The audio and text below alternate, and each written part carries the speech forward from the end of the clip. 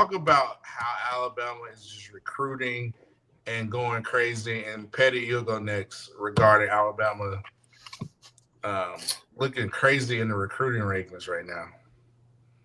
So they've recently made a surge based off this late run that they had, just like they made a late run last season when it came to recruiting.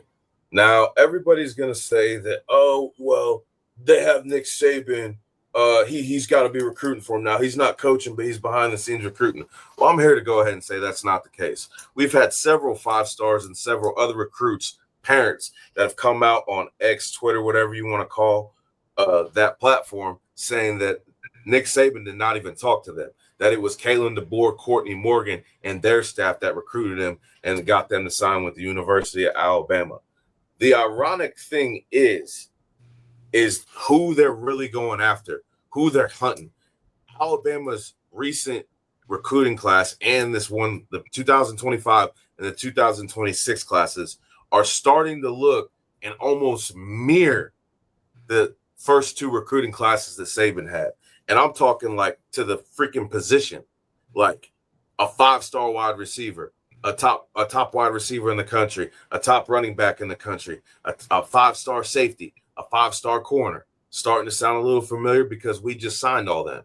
It's starting to be like, oh, people are starting to really get that thought that they had in their head the last 2 decades that they really thought was over, that it just might have went dormant for a year or two, but it might just be coming back, and it might be coming back on a whole new level because we're recruiting the effective players, the people that are actually going to have an impact. We're not just going after the big names. We're also hunting character. Kalen DeBoer and Courtney Morgan are doing research and evaluating these players. Like all of a sudden, you're going to see just some people pop up. Like Courtney Morgan said, they're not done recruiting. They feel like they're in a great position going into the rest of the season, and they're in a punching battle with anybody.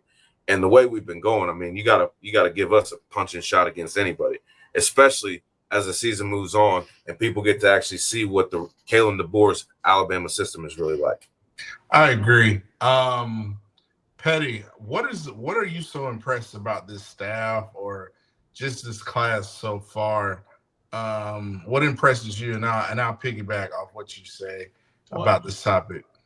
and it's kind of echo a little bit of what you say. Why is everybody so up on Alabama? And I think it's because everybody was trying to write the obituary for Alabama last year because they didn't make the playoffs in DeBoer's first year.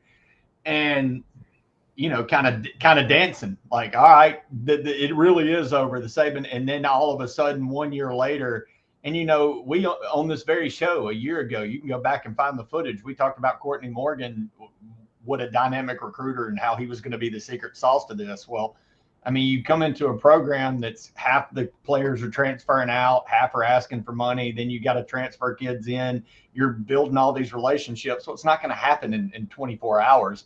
But you're seeing a year later, Courtney Morgan's already rolled up his sleeves in this staff and what DeBoer is able to do and sell. And I think that's why everybody's paying attention, because they're like, holy shit, it hadn't gone away. And I think, me and Luke talked about this.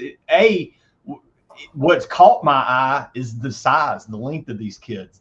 This looks like Saban's early recruiting classes where every player fits this mold of physical freak. The corners are 6'2", the wide receivers are 6'4", the linebackers are all 220 range, but all 6'2", 6'3". It's a different looking kid. And I don't think people expected DeBoer, he's going to come to the South and not recruit. And here he is doing it. And again, it's a testament.